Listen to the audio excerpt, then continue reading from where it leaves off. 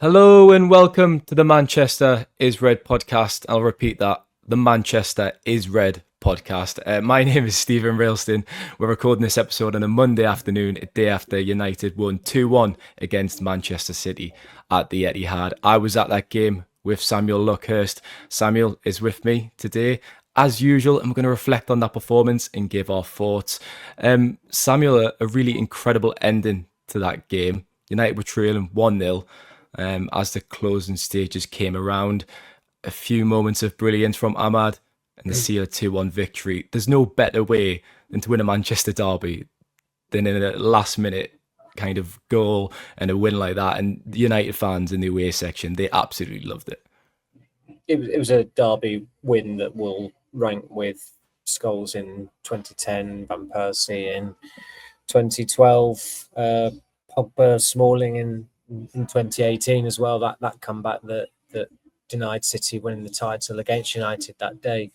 And it is quite incredible how many times United have won derbies late on at the Etihad. I mean, it's a stadium that's only been open 21 years, but they've won there in some extraordinarily memorable manners, and that was another example of that. Was the latest entrant yesterday from Ahmad. And I did think that obviously United were 88th minute and they're 1-0 down, and had they lost that game yesterday, I think they would have been extremely disappointed, because City are a pale imitation of the team that left United in their wake for so long under Pep Guardiola. You watch City in the flesh and something is fundamentally wrong there. They've not refreshed the squad. They're not as intense.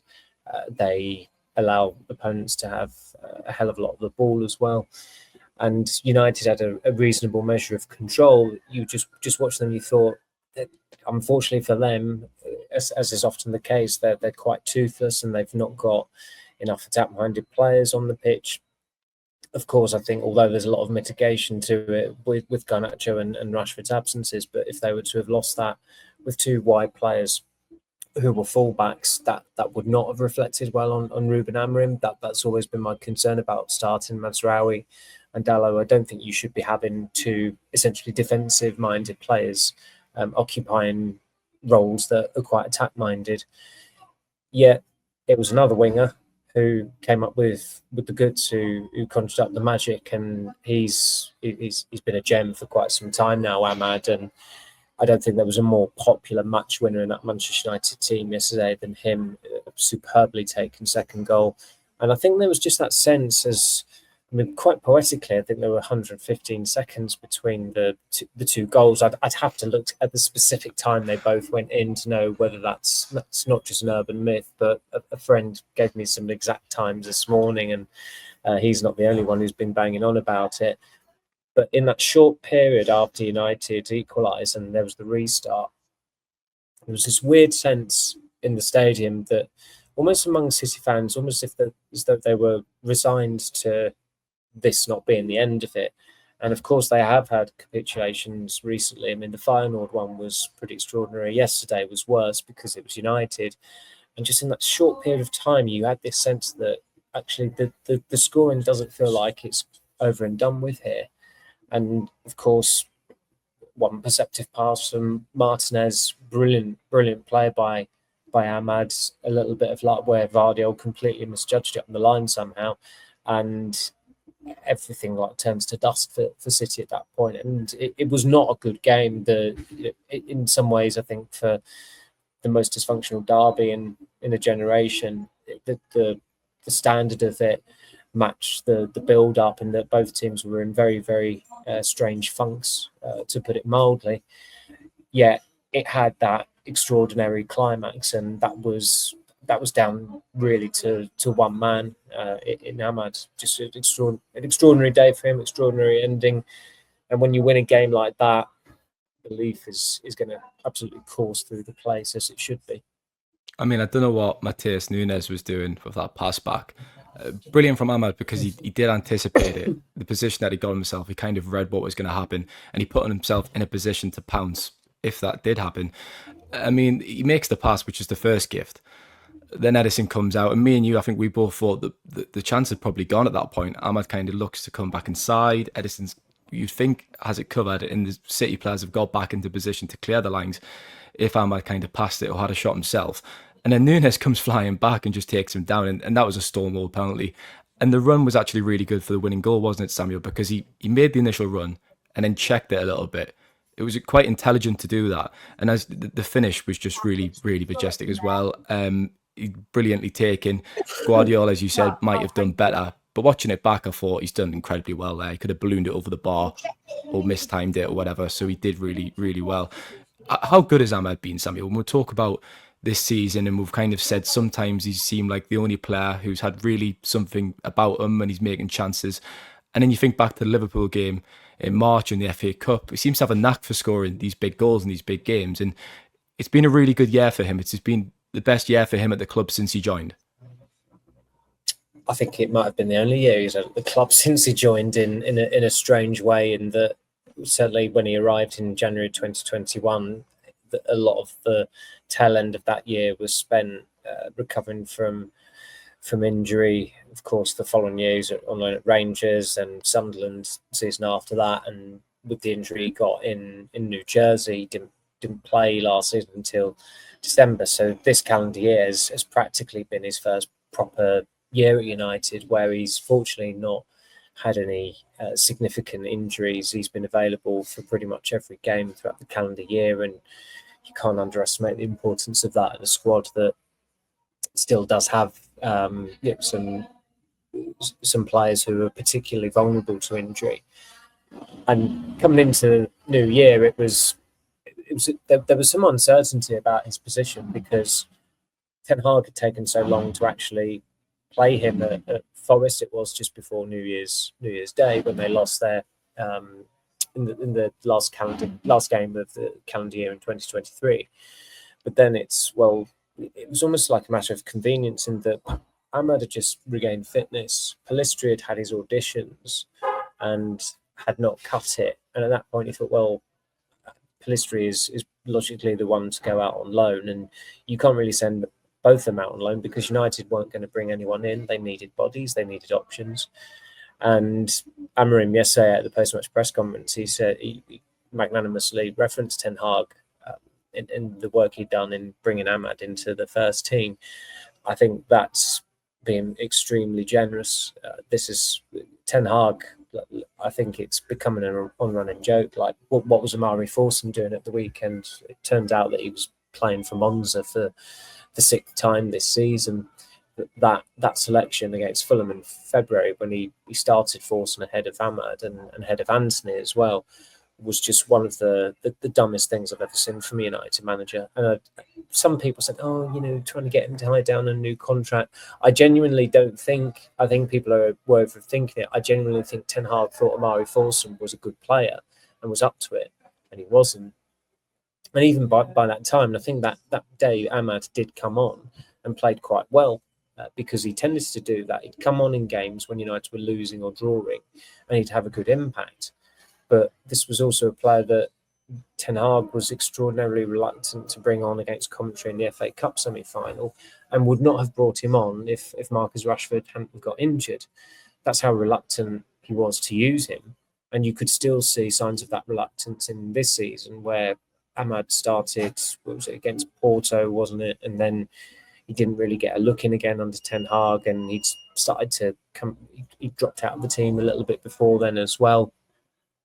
And you can debate these things, and has his performance level always been really high? No, but it's not always plummeted to the depths of other players in that squad. And he's someone who just tends to make something happen. He made something happen in Pilsen. He made something happen against City. He must be a dream for Amorim, because he has demonstrated he can play on the wing in the midfield four, or he can play as one of the two behind the striker. And I don't think any of us had any doubt that he was capable of playing as one of the 2 10s behind the striker. And he's probably more of a goal threat from there as well. As you saw before he scored yesterday, in the first half, he had a great chance with that one-on-one, and it was a great chance because although he was offside, he should have kept himself onside, and he got himself in the position there. The header as well in the second half, where Edison got across and just tipped it round the post. So he was becoming more and more involved. And what I particularly liked about his performance on Sunday was that in the first half he got flagged offside 3 times, and they were really careless, avoidable offsides. They weren't unfortunate offsides. It must have been driving Amorim and his staff up the wall, but the lad learned from it. And in the second half, look what he did. And I completely agree, and we said it at the time. Like, in terms of his decision making for the penalty, he did hesitate. He wondered, should I go for a goal? No. What are my options?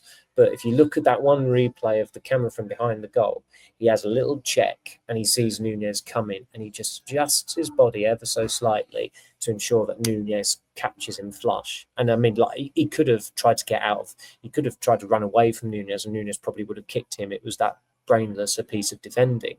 But even with that little bit of play, it was really cute, really intelligent what he did to win the penalty, and the way he took the goal was fabulous. I mean, it was a really good pass from Martes, but he thought quite a challenge to get on the end of that. Oh, he has got on the end of it, and then it's an acute angle, and then, oh my God, he's put it in the back of the net, and it's like watching Mark Hughes against Barcelona and Rotterdam all those years ago. So I'd call it the Diallo derby, but we're not to call him Diallo, as George McCaffrey has told us many times.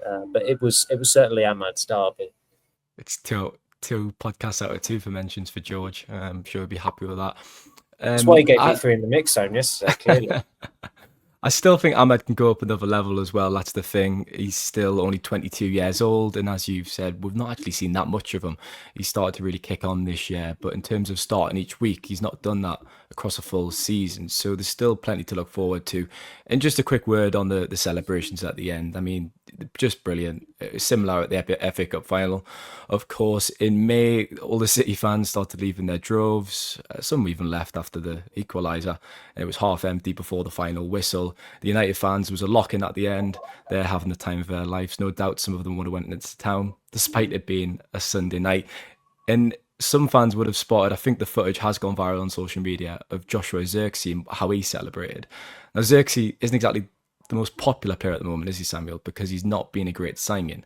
But what he did will endear himself to fans, because he went up to City supporters, kind of goaded them and taunted them. And then De Ligt comes up, he tries to pull him away, and Zirkzee blows a kiss to the City fans.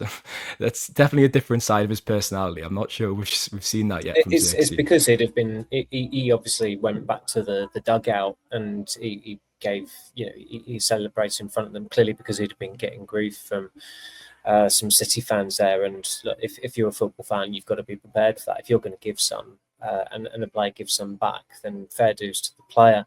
And look, it will have probably particularly hurt them as well that it was Zirkzee who took that game away from them. He was the one who carried the ball from United territory into City territory with pretty much the last act of the game, and then he ran probably even quicker back to the dugout to give some stick to the City fans who were berating him while he was sat there as a substitute. So yeah, it wasn't a good week for him up until he came on at the Etihad. But I think that's something that Amorim deserves an awful lot of credit for, because it was clear that he knew he was limited in terms of what he could do from the bench, and that's why he took until about 76th, 78th minute to make that triple change. And I know they were summoned at around about the 70-minute mark, and the reasons for the delays is in terms of those players coming on.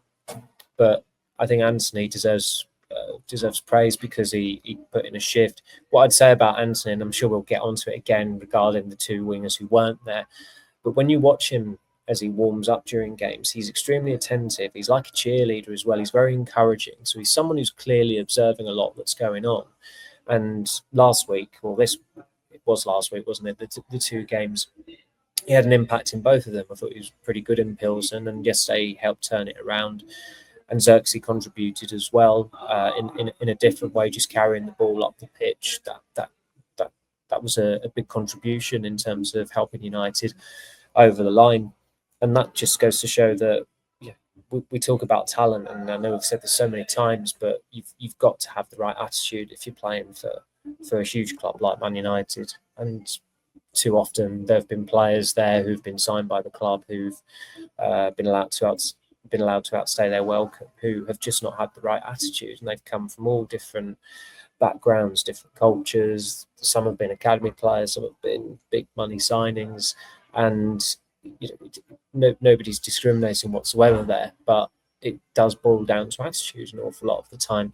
And the attitude of the whole squad yesterday was impeccable. You couldn't fault it, and it would have been a big win however they won that match yesterday. And to have won it the way they did, it's borderline seismic, and they've really got to ensure that they kick on from this now. It's a very obvious thing to say, but I like the cut of Amrim's jib yesterday when he said, "Like, I'm going to enjoy this for 10 minutes and then we're moving on, because it's just 3 more points." And he remembers, it's still very fresh in his mind, what happened against Nottingham Forest not long ago. I hope he had a pint of Superboc when he got back home. It's a nice drop, that, from Portugal. Let's address the elephant in the room then, Samuel. It's a nice little segue when you talk about attitude. Marcus Rashford and Alejandro Garnacho were not in the squad as you thought might have been the case before the game. It was seismic that when that was confirmed an hour and 15 before the kick-off, it kind of threatened to overshadow the game, because the Manchester derby and the performance itself should be the narrative. It should be the biggest story of the day when United play City. But when you two of your leading goal scorers are left out of the squad, it is huge. Amram kind of provided a brief update to Sky Sports before the match. He elaborated on it in the press conference. Do you just kind of want to talk about what Amram said, Samuel? Because there were some really interesting quotes there. I kind of thought, in a way, don't know if you agree with this, he might have contradicted himself a little bit by saying it wasn't a disciplinary thing. However, he's then proceeded to say, however, it's important, the performance in training, the performance in the game, the way you dress, the way you eat, the way you engage your teammates. So he's seen something that he doesn't like with Rashford and Garnacho, and they trained at Carrington on Sunday morning before the match. Hence, they weren't included. I think if we're to try and get at the shades of grey at it, I mean, he said, for me, it's important, the performance in training, the performance in game, the way you dress, the way you eat, the way you engage with teammates, the way you push your teammates, everything is important in our context, in the beginning of something when we want to change a lot of things. I can see how that's not a disciplinary issue, because it's not necessarily them doing something outright wrong. It's not them insulting a teammate or breaking a rule or breaking a curfew or committing an act that's a finable offence. It's not, Rashford last year, the birthday party on Deansgate hours after he was cheered off in a 3-0 home derby defeat. That's a disciplinary issue. Him going on a Belfast bender days before the season restarts, that is a disciplinary issue. Having a bit of an attitude around the training ground, that is not necessarily a disciplinary issue. And that's what I think Amrim was probably getting at. I can completely also see why people are saying, well, but it seems like a disciplinary issue, because he essentially said that they're not engaged enough with their teammates. Their presentation, in terms of the way they dress, isn't good enough. Their nutrition is apparently an issue. The way they've performed in games and in training hasn't been right as well. And therefore, he makes the tactical decision to omit both of them from the matchday squad, when I think they both would have been expected to have been in that squad. Garnacho maybe from the start. Rashford was never going to start, and quite rightly so. And I think Garnacho was the bigger call, because he is United's top scorer. He has been in much better form than Rashford this season, even though there's just one goal between them in terms of the scoring charts.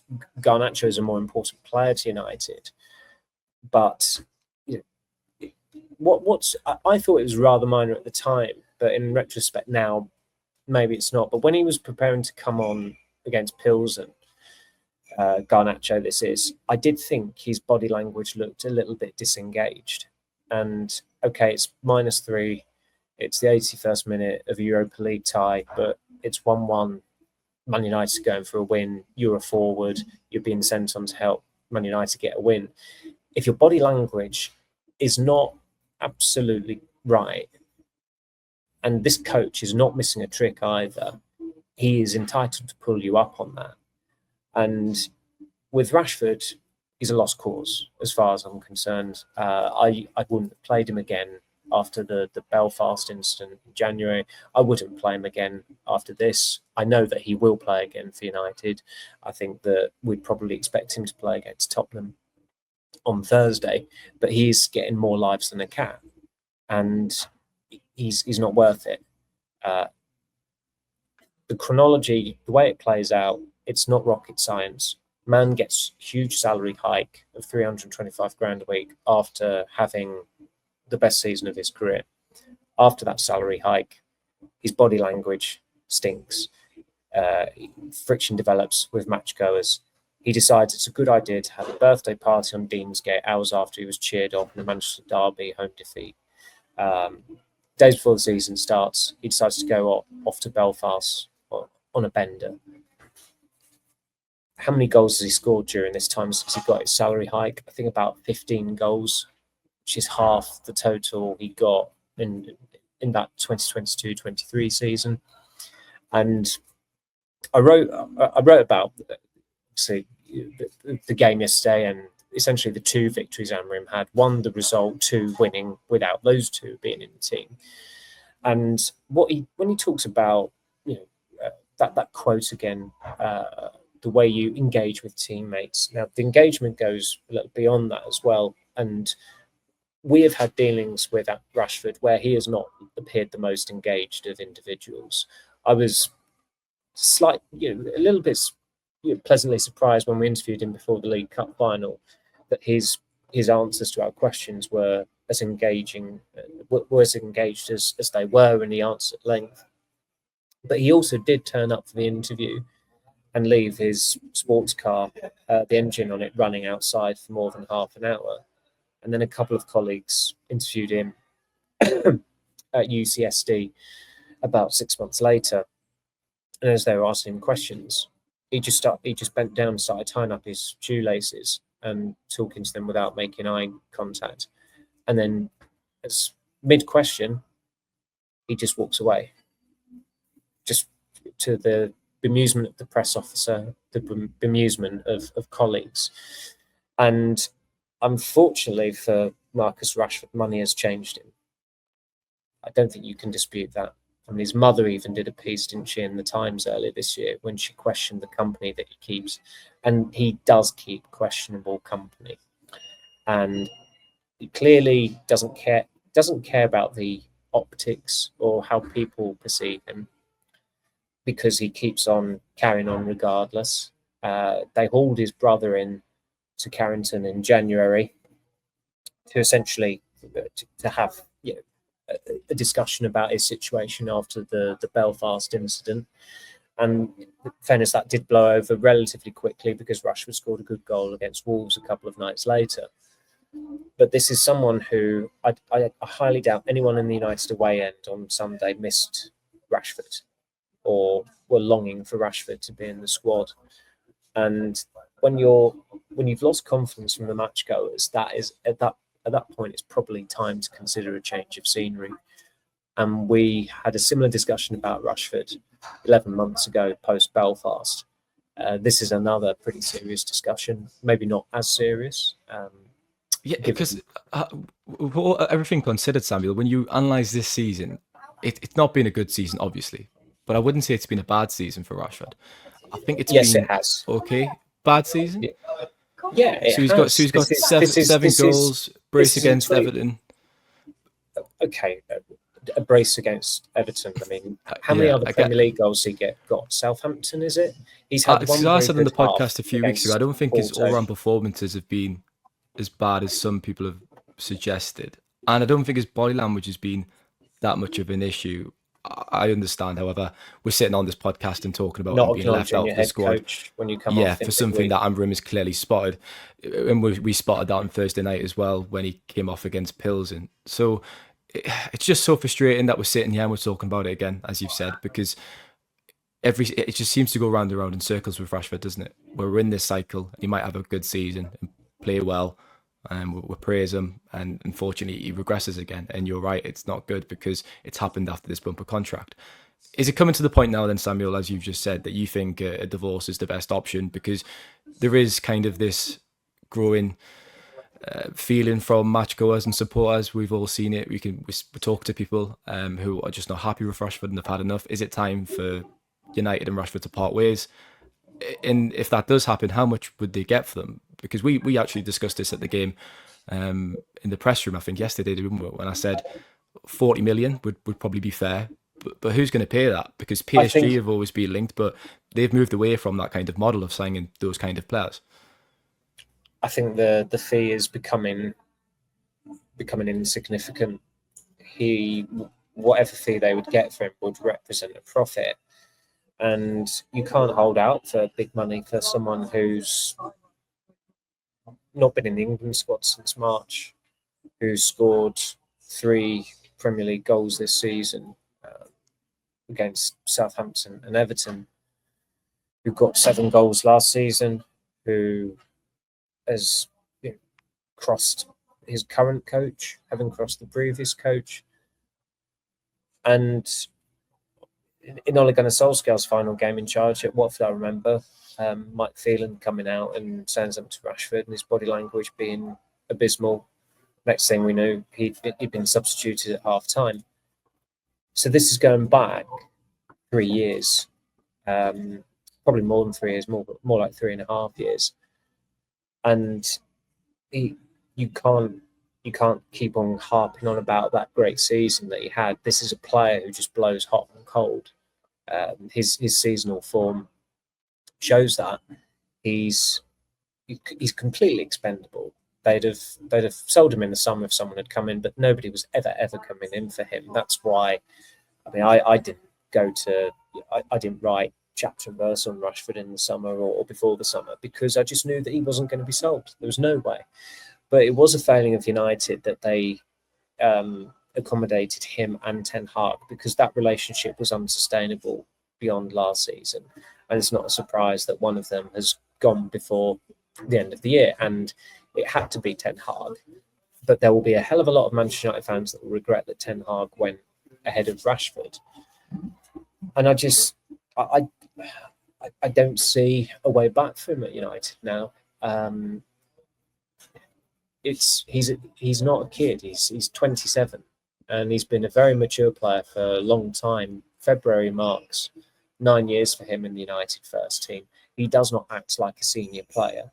You look at him and he strikes me as one of the junior players that you've got to get a hold of. And it is important not just to home in on him because Garnacho, you cut a bit more slack because he is 20.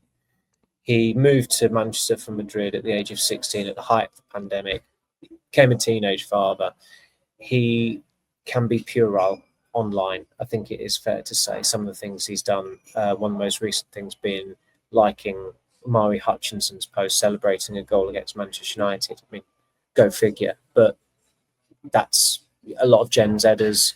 Their behaviour is inexplicable, and you see the odd Instagram posts, and sometimes you can mistake him for an influencer, and maybe that's something that Amorim doesn't like, or maybe it's just the way he wore a tracksuit around Carrington or on a European trip. I've no idea in terms of the specifics of that, but he was also late for a meeting on pre-season on his first tour under Ten Hag, and that cost him any playing time in Australia and Thailand. And you do have to grow up. Sometimes, certainly in the position he's in and the team he's playing for, he has to grow up quicker than other 20-year-olds do. Every 20-year-old needs to grow up. I mean, there are times even still at the age of 36 where I need to grow up. So I empathise to an extent, but clearly Amorim has seen things he does not like. And I don't know if there's a separate section on the whole leaking stuff and everything, because it seems to fascinate every man and his dog over it, even though it's been going on for quite some time. But United's they're conscious of not wanting to scapegoat an individual, and they think that, I mean, this is them thinking that this is their suggested working theory on it, even though I was the one who obtained the team on the Saturday night. They don't think it's necessarily one individual. What I can say on all that is that neither Alejandro Garnacho or Roberto Garnacho sent me a message on Saturday night saying, here's the team for tomorrow. And it wasn't someone with the surname Garnacho either. The way I've got that information in the past and recently, it's not like Bob Woodward going to meet Deep Throat in all the President's Men. It's really not quite as exciting as it appears in a film. But occasionally, someone whose intel is gold. And fortunately, I've been in that position before. I was in that position on Saturday night, and to be honest, when I think I stuck it up on my social media feeds, and I offered a lot of context as well, because I'm always very reluctant to do a story on team news until I've seen the actual team sheet, because that is the final confirmation. I mean, someone might get injured during that 15-minute period between the team arriving at the ground and the team sheet being printed. But I kind of naively thought that it may be circulating out there in the ether already, but it wasn't.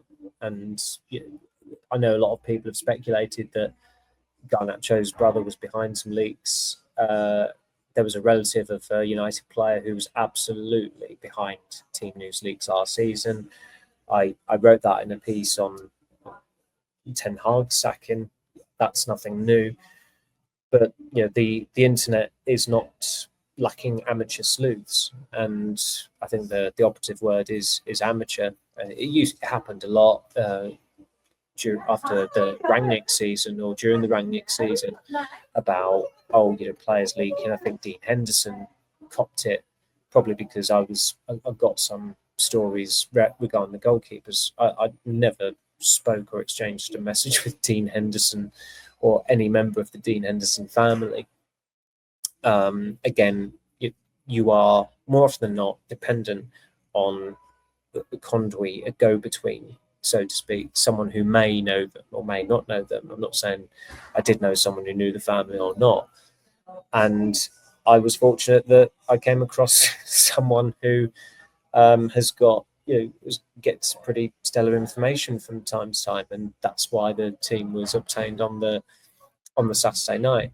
But I find it crazy at times how fascinated, not fans necessarily, but some colleagues and other outlets get over these things. I mean, the BBC journalist asked Amram about the team news leak on his post-match press conference. I thought it's quite meta. I mean, the BBC would obviously never ever do a team news leak story. They may not. I mean, I'm not sure if they'd ever get a team news leak story. And then today, it's the splash on the Mail Online. There's a follow-up on the Sun as well, and I completely respect and understand that desks will want their reporters to follow up on something that is of widespread interest, and it does fascinate fans out there. And as Jose said, I've got a talent for it, and clearly I've still got it. And you need to get the Fenerbahce shirt signed, as I said in the last podcast. Lastly from me, and just to end the part, I was incredibly impressed with how Amram handled that situation, how he spoke about it. He comes across so well. He is a savvy communicator. And every time he answers something in a press conference or when he speaks to Sky Sports, he just hits every right note, I think. And to leave two of your biggest players out of a game, it sets the right tone earlier in his tenure. And he's letting everyone know who's boss, which is the right thing to do. We'll leave it there for part one then, Samuel, and we'll be back in a moment for part two.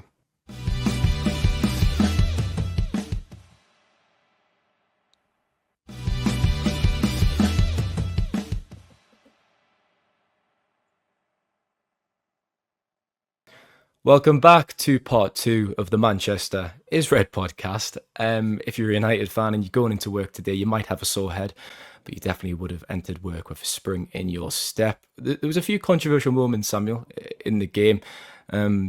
United conceded from another set piece, which was really disappointing in the first half. Guardiola, obviously with the header, Dalot and Højlund, he kind of got in between that pair and found the back of the net. It's quite funny because in the last few weeks, United seem to be warming up and practicing defending set pieces before games, and yet, is it 4 in the last 3 league games now they've conceded? And then in the second half as well, tempers boiled over with Rasmus Højlund and Kyle Walker. That was the first half, wasn't it? Was that the first half? Yeah, sorry, the end of the first half, moments after the goal. It was a foul on Højlund, of course. Walker's tripped him up. Højlund's not been happy. He's approached him, and it was just pathetic, wasn't it, from Kyle Walker? He goes to the ground, tries to get Højlund sent off, and thankfully, referee Anthony Taylor didn't buy it. I found it really interesting this morning. They've got a segment on Sky Sports called Referee Watch. I can't. It's Dermot someone who's the bloke who goes Gallagher, and he was saying, yeah, and so he discussed that incident, right? And then he came on to the penalty incident when Højlund got took down by Diaz. So they talked about the 2 incidents, and he was saying that wasn't a penalty. Like, unbelievable. How can you be a former referee and say that's not a penalty? Do you want to sink your teeth into those 2 incidents? I think you've. By the way, look, it's background watching. When I'm working away, I have Sky Sports on. Don't shoot us down. It really is not what it was. I can assure you of that. It's not my. No, it's not. It's certainly not my background view, and hasn't been for many years. Unfortunately, and they had a former referee. I'm not giving his name because everyone knows his name anyway. He has enough attention. He was on coke on yesterday as well, and he came out with some nonsense about, you can't get a penalty in a game like this, mate. He said to Gary Neville, he used the word mate, which just made it an even more cringe-inducing statement. I don't know why broadcasters and outlets get these former referees on to give their view, because they were crap at it, and they're even crapper at giving a view on the current referees and how they should go about it. They're compromised, aren't they, when they're giving a review at all whatsoever. And I mean, with the Walker one yesterday, he could have been sent off because he could have got a booking for the shove, and he should have got a booking for the play acting. And I think that would have been a very, very good deterrent for any other budding play actors out there. I mean, that idiot Ben Brereton Diaz in the first weekend of the season, when he feigned agony to get, I can't remember, he got sent off up at Newcastle. Fabian Shaw. It was Fabian Shaw, that's it, thank you. But from that point on, you knew he's not going to get anywhere with referees again this season, because his card is marked from that incident, and it was a mistake. I think Shaw was, from memory, nutted him, but didn't he put his head in, and Brereton Diaz just had an over elaborate reaction. I think it's very similar incidents, to be fair. You could kind of understand why the red card was given, because Shaw was too aggressive, but the behaviour of Brereton Diaz was probably more offensive, and that was the case with Walker. Yes, I mean, it was embarrassing for Walker. Not the first time he's cheated. One could say, I suppose. Yeah, I can't claim credit for that. I think that was pretty much widespread on social media. Micah Richards in the studio, I was watching the clip today, and he went, "Oh, he's better than that as a person." And Roy Keane just looked and went, "Is he? No, he's not. Yeah, of course he isn't." Yeah, maybe. I think he was maybe going on referring to what we were just referring to there, Roy Keane. But look, those decisions were immaterial in the end. I thought it was a penalty. I mean, it was a really clumsy challenge by Diaz. He certainly took out Højlund, didn't get anything off the ball. And it also winds me up. I was watching Match of the Day last night. The commentator was like, "Oh, did he get the ball, mate? Could he have got the ball?" Just say it how you've seen it. I've seen it, and I've seen he's not got the ball. He's tripped him. It's probably a penalty. You can even couch it as that might be a penalty, but he's speculated whether he got the ball when he didn't. And that's why, I mean, who was it? Somebody said it recently. It might have been the Leicester goalkeeper who said that he watches football with the commentary turned off. It would be great to have that function a lot of the time. It really, really would be. Moving on then, a few positives from the game because there were plenty to discuss. Harry Maguire had a fantastic performance, I thought. He came back into the starting It team. was very We good. were both banging the drum, weren't we? From the start at the Etihad, we considered the threat of Erling Haaland and the kind of balls City can provide into the box from dead ball scenarios. So Maguire had a really, really good match. Haaland didn't have a shot on target. He won fewer than half of his aerial duels, and Maguire just basically bullied him. He spoke in the mix zone after he discussed his contract situation. Obviously, his contract ends at the end of the season, but United have the option of a 1 year extension. I've said to you, Samuel, I'd actually give him a new deal. I think 2 years would probably be the sweet spot. He's had a really good. We're talking in calendar years. I know football's not in calendar years. Maybe I've got the bug from that survey that Rich Fay your butt around. But Maguire's had a really good calendar year. In the spring, I was just so impressed with him. You might raise your eyebrows at that, but he was playing through the pain barrier He's when been, others were dropping like unfortunately, flies. I think again you've Well, he maybe has picked up done a few little. injuries. He has. But The injuries yeah, killed his Euros, and they killed him in the running as well last season. And I think he had a period out in the February time or March time. yeah, but I think, just as think well. about that time earlier in the year in the spring when he was coming back and he was clearly playing through a knock. And I remember we were down at Bournemouth. Before half time, he was holding his hamstring, looking like he was going to come off. He comes out, plays the game. Then it was the semi final against Coventry. Ten Hag said he had an injury and he still played that game. And he played, was it the full 120 minutes, I think. Yeah. So He's he's a player you want in the trenches. He's a player that, I mean, Amram called him perfect yesterday for a back three. And that might be what swings it, because this formation is non-negotiable. This is going to be the way forward for United pretty much as long as Amram is at the club. And realistically, Johnny Evans should be let go in the summer. Victor Lindelof will be let go in the summer unless somehow a team come in with a fee for him in January. And do you want to just completely halve your central defensive department, or do you want to keep an element of continuity, given that Lenny Yoro's learning his trade, is quite a raw defender, and then you've got Harry Maguire at the opposite end of the scale, who's an extremely experienced defender, and also is the oldest of the centre backs available to United, and that's not a bad thing. That's not a negative whatsoever. I suspect maybe an issue could be his salary. Would they want him to be on that salary for another year? We've seen that happen already. How it played out with David De Gea and Rafael Varane in recent years, and they didn't get their contracts extended, and they did end up leaving in the summer. I remember speaking to De Gea. I had a one-on-one with him in the mix zone in the new year of 2023, and he told me about his contract. Like he had a pretty good feeling that it was going to be a good outcome, and of course, it wasn't the outcome that he wanted. So things can change. Maguire needs to stay fit the next 6 months, 5-6 months, to ensure that he's got the best chance possible of being at the club next season. But performances like yesterday's, even against Haaland is not the force he was of his first season at City or his second season at the moment, but he is still a handful, and it still takes immense concentration to get through a game against Manchester City and help your team to victory at the Etihad. And Maguire did that. He was, after Ahmad, for me, he was United's best player on the pitch yesterday. But Man Utd was another really solid performer as well. Samuel, he did a lot of good work, breaking up play, intercepting, releasing balls forward, played a few good passes. He's made a few good positive strides, I think, in the last month. I mean, when he first came to the club, obviously his integration was delayed, and he wasn't in the squad that faced Liverpool just after he signed.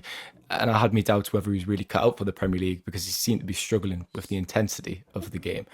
But again, I think he's really improved in the last few weeks, and that performance against City was what we expected from him when he joined the club. Well, he was always going to take a little bit of time to adapt, coming from PSG, having been at Sporting before then, and also the belatedness of his registration. That meant that it was always going to be another 2 weeks for him to wait until he could make his debut, because it was the international break. He, of course, went away to South America. That always increases the chances that you're not going to be starting the first game back. And he's not starting the first game back after any of the internationals that United have had. And Ten Hag, let's face it, Ugarte was not his primary choice of midfield signing in there. And Ugarte's debut coincided with a very brief purple patch from Christian Eriksen, where Eriksen all of a sudden started more games than we thought he'd start all season. And it's not a coincidence that since Amram came in, he used Eriksen as a starter in that first match at Ipswich, but Eriksen has not started since. And Ugarte, who is known to Amram from the time they had together at Sporting, is becoming a much more important player for United. And he became a pretty important player just for that brief period under Van Nistelrooy. He started all 4 games that Van Nistelrooy managed. And a little bit like Ahmad, with every change of manager, he's become better. He's become more important. I think we all knew that he was going to start yesterday. I think we all knew that he had to start as well. I think it was a well-intended move to go with Mount in the starting lineup as one of the 2 behind Højlund, with Fernandes staying in midfield, because I think we've spoken about this before, and we probably talked about it before the Ipswich game, but Fernandes has absolutely got it in his locker to play in a deep midfield role. We'd seen it before. He's extremely versatile from his club career to his international career. He's played in back 3s, played in back 4s, formations.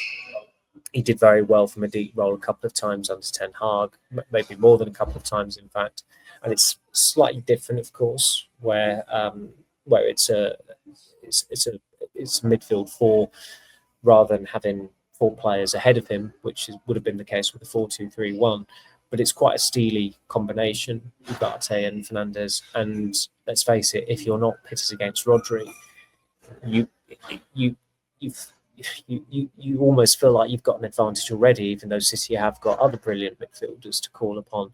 But the fact of the matter is, looking at Ilkay Gundogan, he looks like his race is run, and maybe I'm probably faster than signed him at the moment. Yeah, Kovacic, okay, has been injured recently, but he's like a lot of the players at City. He's been struggling this season. De Bruyne, I think, looks a little bit stocky these days. Doesn't quite have the conditioning that he used to have, but age eventually catches up with all of us. So I think that for the first time in a good while, as far as Premier League games are concerned anyway, in derbies, United were pretty well prepared for midfield yesterday, and it didn't really harm them with Mount coming off after 12 minutes, because I thought Mainu slotted in quite well. He was good on the ball. Fernandes moved further forward. If that happens, you know that Fernandes is going to be more of a goal threat, and he was. He had a great chance at 1-0 down. You thought that might have been United's one shot at getting a result at City. Fortunately for them, combination of Mateus Nunes and Ahmad gave Fernandes another shot. Mason Mount went down to the ground after 10 minutes. He looked absolutely heartbroken. He almost looked close to tears. He was consoled by Bruno Fernandes. He was accompanied by a member of staff as he went off the pitch and went straight down the tunnel. Kobbie Mainoo came on. I thought he actually had a very good game after maybe the first 5 minutes adapting, and he was good in tight spaces. Just a quick word on Mount, Samuel. I feel really sorry for him. I know when fans discuss footballers and they take a lot of pelters for picking up so many injuries, but they are humans too. They are obviously handsomely paid, but these players work very hard to come back, and he was very good off the bench against Pilsen on Thursday night. That looked like he was a really promising performance. He deserved to start against City, and to see someone break down after 10 minutes in such a high-profile game, it's never nice. No, it isn't. And look, you've got to look at it objectively still as well. His conditioning, his fitness, what adjustments need to be made there. How has his body got into a state of the past 2 years where it's clearly become difficult for him all of a sudden to play games, to play twice a week or sometimes once a week. And he's had a wretched injury record since the 2022 World Cup, I think it is. And it's on United, of course, for spending £60 million on him. But no player goes onto a pitch and wants to get injured. Of course they don't. And you could just tell from he was visibly crestfallen, and I think there were about six of the starters who went up to him and consoled him, because they all know how awful that must have felt for him. They'll see the hard yards he puts in training, and we know just from going to games what a hard worker he is. And it's a shame that none of us have really been able to speak to him, because I think there's clearly quite a nice. He's quite a nice lad. Like the activities he was doing at the local hospitals recently with other players, engaging with poorly patients, kids who sadly will be in hospital over Christmas. And he's clearly got that avuncular side to him.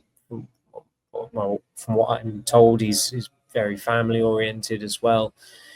So there's a lot to like about him, even though we've not really got to know him, and that kind of typifies his time at United, that he's just this presence that nobody's really been able to suss in a positive way, because he doesn't play enough, because he's injured so frequently, and he's not had that FaceTime in terms of speaking with us, and we've not really been able to get a good gauge as to how he felt during his first year or since then. I mean, I think pre-season would have been a good time for it, but clearly there's a reluctance on his part to talk to the press. But that's his prerogative, and it certainly doesn't determine how we cover his performances for United. And unfortunately for him, unfortunately for us, there have not been many performances to cover because of his injury issues. But him and Luke Shaw are two players who there needs to be a real root and branch review of their conditioning if United are to ever have them in a not just a fit state, but a fit enough state that they're going to be available for a prolonged period. Because when they are at their optimum, they're going to be two players who will be in the matchday squad. I would like to say the win lifted United up to, I don't know, maybe 8th or 9th, but they're still in 13th in the Premier League table. It's just so tight at the moment in the top flight. United are now 6 points adrift of the Champions League places. Nottingham Forest are somehow still in 4th, actually. United got Spurs in the Carabao Cup quarters, obviously, on Thursday, Samuel. After that, it's Bournemouth, Wolves, and Newcastle. That's a really attractive run of fixtures, is it not? Because if you can beat Tottenham, you're through to the semi-finals of the Carabao Cup on the back of a derby win. And then you've got 3 games that you should be winning on paper. Wolves have just got rid of the manager. Obviously, Newcastle and Bournemouth are better sides. But with the wind in your sails, it could be a really positive Christmas period for United. It could, but you don't want to predict. But yeah, you could also say, well, they could lose against Tottenham and get beat off. Bournemouth and come crashing down. Bournemouth are having a terrific season, and they've beaten City, Arsenal, and Tottenham, haven't they? Iraola's doing a fabulous job there. Wolves, even they'll have a new manager by then. Does the new manager bounce take effect? That game has become more difficult now than it would have been had Gary O'Neill somehow still been in charge on Boxing Day. So predictions are. I mean, I find predictions pointless unless why I brought that you're up betting. is, you're the betting. Yeah, I man, like so to bet on a Saturday afternoon. That's why you're. No, the reason I brought it up is because when you have momentum and you get a result like that, that does breed confidence. And they're going into that game on Thursday against Tottenham now, and they're thinking, right, hang on a minute, we've had a few bad results here and there, but the mood will be very good around the place. I know it's a cliche, but it will be heading into that game. Yeah, of course it will. If you go into Christmas and you've beat City and Tottenham, and you're in the semis of the Carabao Cup, things are starting to look. It's a completely different complexion. Yeah, absolutely. And it was particularly important that they did not lose yesterday, because if they'd lost, that'd have been 3 successive league defeats for the first time since December 2015. And that period, Louis van Gaal really should have been sacked, but he somehow survived. So it was huge that they won anyway, but particularly given that context as well and what they avoided, it does make a huge difference. And of course, as you said, just looking at the table again now at the moment, it's extremely tight. I mean, Forest have got 28 points. They're 4th. United have got 22 points. They're 13th. The whole top 4 situation is still very much up for grabs. But United need to do something that they have not done in probably 2 years, and that's go on a consistent winning run in the Premier League. I don't think they've done that probably since the restart of the season after the World Cup in December 2022 under Erik ten Hag. And that's been beyond them since that particular run of form, where I think they won 8 games in a row. during that spell from December. It might have been November even, because the World Cup started then November into January, and they need a repeat of that. And as you said, it helps that one, they've just had a really big win. Also, the squad is pretty full.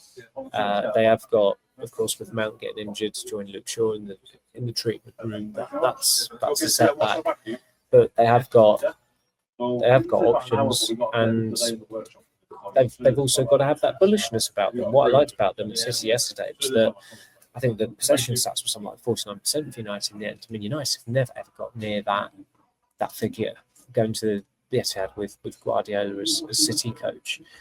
And so you are starting to see signs that this team is mastering the style that Amram wants them to play, and they've got to take that bullishness into every game now, regardless of who the opposition is. They've beaten City, the champions, so there shouldn't be any inferiority complex.